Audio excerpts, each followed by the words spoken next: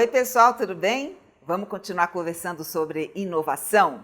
A nossa convidada é diretora de comunicação e sustentabilidade da Toyota América Latina e também presidente da Fundação Toyota do Brasil. Seja muito bem-vinda, Viviane Mansi. Oi, Viviane, que prazer recebê-la aqui no festival. Tudo bem com você?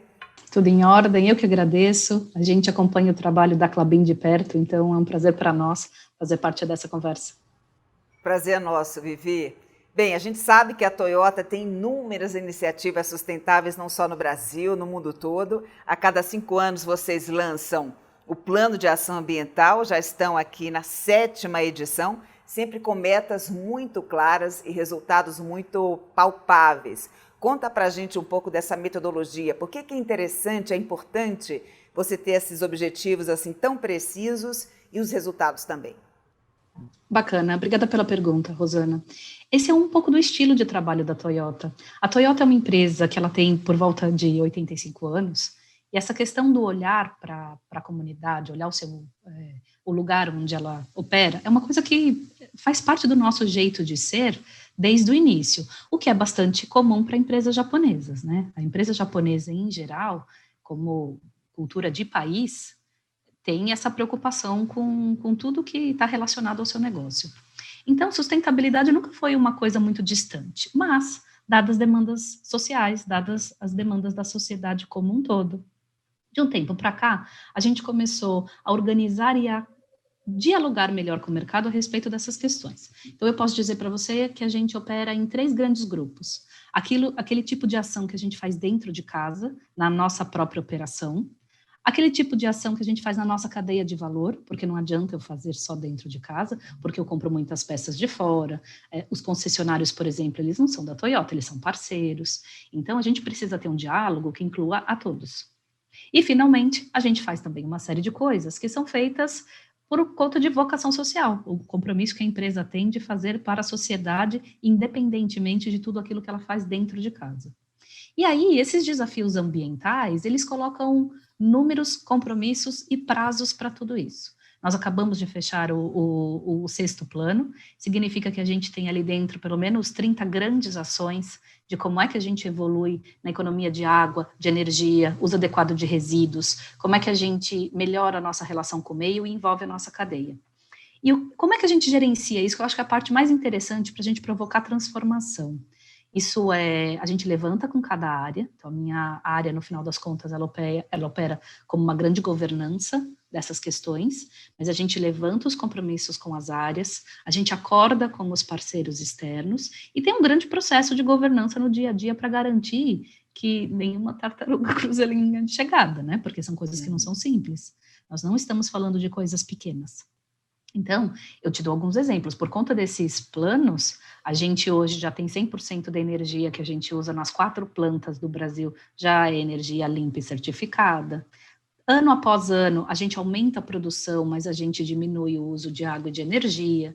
A gente tem a maior rede do Brasil de concessionários, que tem ISO 14001, porque a gente também ajuda nesse processo de formação e de aplicação desses conceitos dentro de casa. E a gente tem a Fundação Toyota do Brasil, que não é um braço social da Toyota, hoje ela é completamente independente, é uma fundação de fato, então eu presto contas para o Ministério Público, que vai olhar outras questões de cidades sustentáveis e de educação mais fortemente, para a gente contribuir com esses temas no país que precisa desse olhar. Porque quando a gente fala de indústria automotiva, né, o setor automotivo, que emite muito CO2 e um dos responsáveis pela questão do aquecimento global, as pessoas acham que fazer só isso, reduzir as emissões, já é o bastante. Mas é importante ter uma plataforma mais robusta, né, Vivi, em que você possa ter também o lado social e de governança contemplados. Não, com certeza, tanto que quando a gente fala globalmente, e eu sempre gosto de pensar global e dar exemplos locais, para a gente ver que não é uma coisa só lá do Japão. E eu acho que esse tem que ser o nosso compromisso. Quando nós fazemos parte de empresas globais, parece que se a gente fez lá fora foi suficiente, né? Mas não é assim, a gente tem que tratar de colocar em letra local tudo o que a empresa se propõe a fazer. Mas a empresa declara como a sua missão felicidade para todos, ter felicidade em larga escala. Agora, não é só produzindo veículos que a gente consegue felicidade em larga escala. Até porque o portfólio de produtos da Toyota, eu não tenho, por exemplo, aqui no caso do Brasil, carros de entrada. Então, nós somos a sexta ou a quinta, dependendo do mês, maior empresa do Brasil, né? Então, como é que eu me comprometo com felicidade para todos se eu sequer chego a todos? Mas a gente pode chegar de outras maneiras. Bons processos de contratação gerando empregos, trazendo inovação para o Brasil, pensando, e eu acho que esse é o ponto crucial da sua pergunta, quando a gente pensa o nosso portfólio no futuro, a gente tem falado muito da eletrificação do mundo, que no futuro a gente vai ter um tombo muito produtivo, né, importante a respeito de emissões, mas eu já posso dizer que aqui no Brasil hoje eu já tenho 10 veículos que são eletrificados. E eu posso também te dizer que em 2025, logo ali, eu vou ter todo o meu line-up, ou seja, todo o meu pacote, o meu portfólio de produtos com pelo menos uma versão híbrida. E aí você também pode me perguntar, mas poxa, híbrido, o que é o híbrido? Que é uma dúvida que em geral as pessoas têm. A solução de tecnologia para a descarbonização que nós trouxemos para o Brasil, ela conversa com os desafios locais, por exemplo, de infraestrutura. Então, nenhum carro da Toyota vai na tomada, por exemplo, que é essa imagem que a gente tem de um elétrico, né? Mas nenhum carro da Toyota vai na tomada. Por quê? Ele autogera a sua energia. Então, ele gera energia quando você freia e quando você acelera. Por que isso é importante como tecnologia no Brasil? Porque fazer uma movimentação de infraestrutura num país continental pro elétrico é muito caro. E a gente tem algumas vantagens aqui no Brasil que poucos países têm, como é o caso do etanol. Então, o híbrido, que é o carro que tem, né, diferentes motores, ele tem um motor que é combustão e um motor que é elétrico, e os dois motores funcionam juntos. Alguns deles têm 3 motores, né, porque na verdade, tem o motor híbrido flex, ou seja, ele também opera gasolina, etanol e elétrico. Então, ele tem uma performance nesse sentido muito positiva. Então, quando a gente pensa nessa mudança da indústria, a gente nem se considera mais uma indústria de automóveis, a gente se considera uma indústria de mobilidade. Por quê? Porque eu tenho soluções, primeiro, mais limpas, vindo por aí. Te dei o exemplo do híbrido, que é o que está acessível aqui no Brasil, mas eu tenho muitas outras tecnologias que rodam de forma diferente mundo afora, que é uma parte. A segunda questão é como é que eu trago mais de tecnologia para cá, para a gente desenvolver novas coisas e tornar outros produtos acessíveis para as pessoas. Então, tudo isso vai compondo, de uma certa maneira, essa entrega de valor para a descarbonização futura. A Toyota tem um pensamento muito específico nessa linha, né? Porque a gente não sugere a eletrificação direta, por conta desses desafios de infraestrutura que nós temos. Mas não quer dizer que a gente não precisa caminhar. A gente caminha, a gente tem solução, e é solução para hoje, não é solução que vai chegar daqui a um tempo, sabe? Foi muito interessante você me dar a oportunidade de fazer a próxima pergunta relacionada à eletrificação, que é, de fato, um grande vetor dos planos de descarbonização das grandes empresas. Aqui no Brasil, com a abundância de fontes renováveis, com o etanol, por exemplo, esse combustível alternativo que só cresce, e ainda mais com todo o estímulo internacional que a gente está vendo hoje no mundo, não caberia à empresa Toyota focar apenas no desenvolvimento desse tipo de veículo elétrico, né? Muito mais interessante você compor uma equação que possa observar o nosso cenário individualmente. Exato. Essa é a estratégia global da Toyota, Rosana. A gente tem pesquisa em diversos tipos de tecnologia, em diversos momentos da mobilidade. Aqui no Brasil, isso tem se tornado real dentro do híbrido, porque a gente acredita nesse potencial da indústria do etanol, e a tecnologia está pronta, né? A infraestrutura está pronta, então a gente consegue virar essa página muito rapidamente, trazendo cidades mais sustentáveis, e que é uma parte dessa equação. E a gente também tem trazido para cá novos serviços de mobilidade, como é o caso da Quinto. A Quinto se escreve K-I-N-T-O. É uma empresa que ela opera por car sharing, ela é uma empresa de car sharing, ou seja, você que não tem a necessidade de comprar um carro e ter um carro na garagem, você pode utilizar este serviço e buscar um carro por 1 hora, 1 dia, 1 semana, 1 mês, se você preferir. E a própria Quinto também oferece gestão de frota. Então, com um pouco de diferencial de mercado, que normalmente as empresas que oferecem serviço de frota oferecem grandes frotas. A Quinto tem flexibilidade para fazer isso a partir de 2, 3 carros, que é pouco, ou seja, atende também um médio empresário. E mais que isso, a gente coloca junto com esse serviço uma abordagem, um olhar do Toyota Production System, que é capaz de economizar até 30% de custos de gestão que uma empresa tem. Aí as pessoas brincam, falam assim, tudo bem, mas então você tem um serviço que é para vender menos? Não é um serviço para vender menos, mas o nosso compromisso é ser eficiente, esse é o nosso primeiro compromisso. E tudo parte dessa questão da inovação, né, Vivi? Porque a gente vê aí na cadeia de valor a inovação claramente nesse aspecto, né? Quando você, por exemplo, busca soluções. Isso. E olha, a Toyota também tem um jeito de pensar em inovação que é muito próprio. Imagina que foi uma empresa que surgiu há 103 anos como uma empresa de tear automático e vapor. Então, a empresa foi a primeira empresa, naquela época, né, antes ainda de se tornar automotivo. Naquela época, era uma empresa que descobriu uma forma dos tecidos serem, primeiro, de reduzir dor nas costas, né, e questões ergonômicas nas pessoas que faziam tear, então foi uma grande revolução do ponto de vista ergonômico, e também na qualidade dos tecidos, porque esse novo sistema permitia que rapidamente, se algum fio soltasse, você não precisava perder a peça inteira, ele era rapidamente ajustável. Então, a Toyota elevou e melhorou a qualidade dos tecidos no mundo por conta desse tear. E num determinado momento, vendeu a patente desse tear para criar uma indústria automotiva no Japão, pensando na próxima fase de desenvolvimento. Então, já foi uma mudança bastante robusta e foi uma marca de inovação. E aí, quando ela criou uma indústria automotiva, o pensamento de qualidade, de melhoria da vida das pessoas, de felicidade para todos, já estava lá. A gente conserva isso quando leva para uma indústria automotiva. E aí a gente se diferenciou no mundo por um jeito de inovar a partir de inovações incrementais, de kaizens. Então, a Toyota acabou sendo a empresa que criou uma coisa que hoje os brasileiros em especial gostam muito, que são as SUVs, né, que são esses carros um pouco mais altos, que foi com a RAV4, a forma de não ter pátio, né, de ter uma produção enxuta. Então, tem criado uma carteira muito variada de inovações para descarbonização. Então, a gente de uma forma muito constante tem trazido inovações, pensando a partir do que nós fazemos. Então, a gente não é uma empresa de rompantes, né, chegou e hoje eu tenho uma solução completamente diferente. Não é o nosso estilo. Nosso estilo é um aprendizado constante, colaborativo, no mundo inteiro. A gente tem processos muito bem estabelecidos para isso. E olha só, para quem está pensando em inovar, né, gente, a gente tem processo, mas não é burocracia, tá? Quando a gente tem burocracia, a gente vai lá e olha e resolve isso, porque burocracia não adiciona valor. Mas bons processos que te permitam aprender, que te permitam reconhecer erros e não errar mais, isso a gente tem muito. Então, a gente já deu o exemplo do sexto Action Plan, é uma forma de demonstrar como é que a gente usa resultados aqui na real para tomar decisão. A gente usa isso no aprendizado de novas tecnologias de veículos, a gente usa até dentro da Fundação Toyota. Todos os projetos são medidos, todos, sem exceção.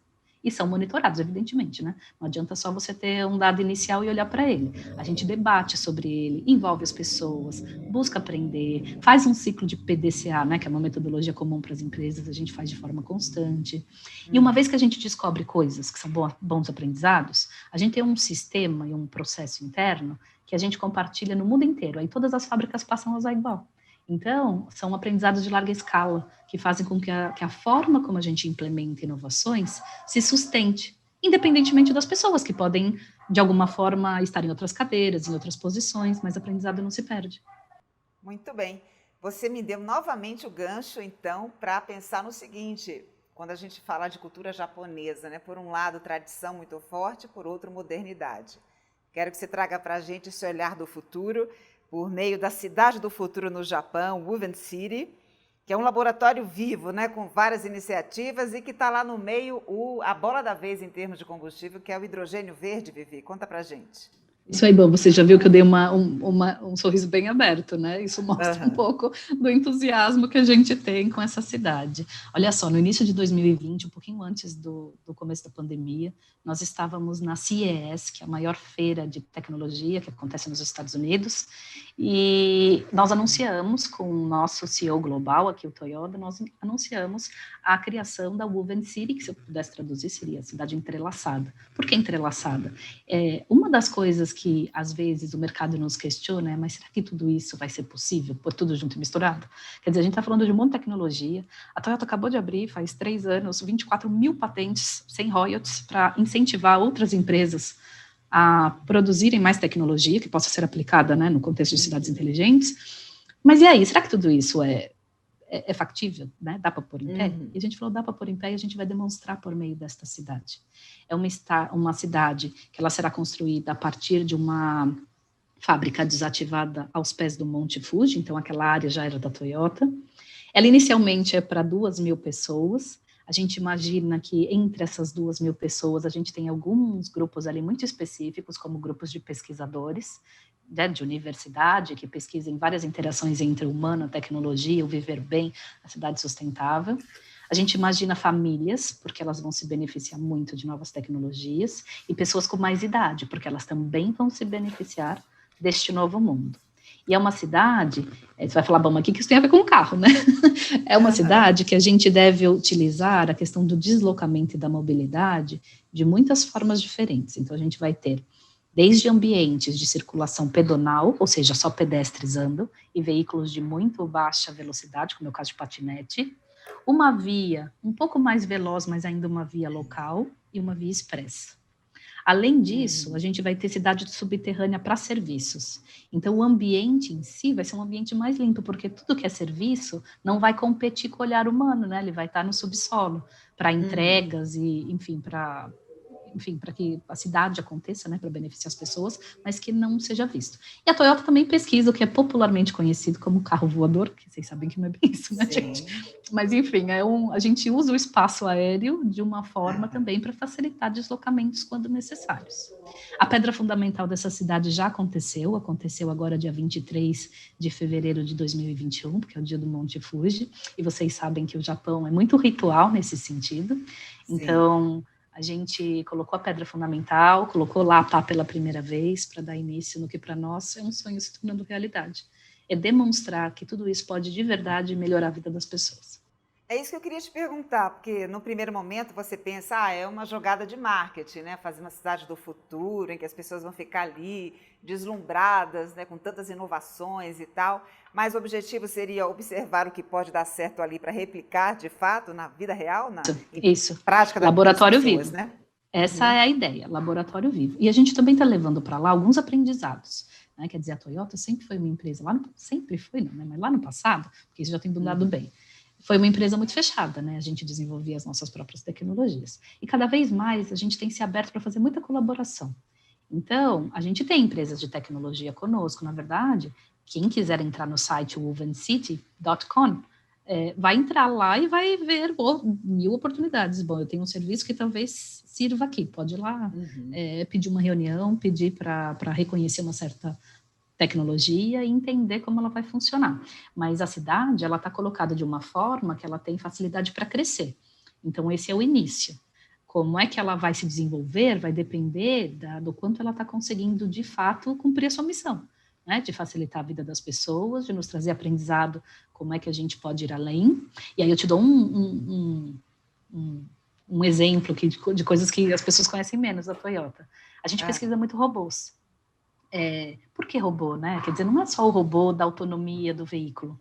A gente hoje tem uma linha de pesquisa de robôs que são robôs domésticos, porque a população tem vivido mais, né? Então, você imagina que uma geração que vai viver 100 anos, 120 anos, precisa de outros tipos de cuidado e de assessoramento. Então, eu posso dizer que são tecnologias que elas existem para ampliar capacidades humanas, né? Não para substituir. Então, é um robô que te lembra, ou lembra para um idoso, para uma idosa, a hora de tomar um medicamento, que lembra boas memórias e que recorda e traz fotos sobre grandes momentos vividos. Alguém que te ajuda a realmente aproveitar a sua vida durante todo o período que você a tiver. Vivi, adorei conversar com você. Pena que a gente não tem mais tempo, né, para trazer ainda mais iniciativas aqui para o nosso público. Um beijo para você, eu espero te encontrar numa próxima oportunidade, tá bom? Que joia, que joia. Agradeço a conversa. Eu vou deixar com vocês um pequeno vídeo aí, bem breve, da Woven City, e quem sabe a gente se encontra lá em algum momento. Até mais, Vivi. Obrigada. Até. Tchau, tchau.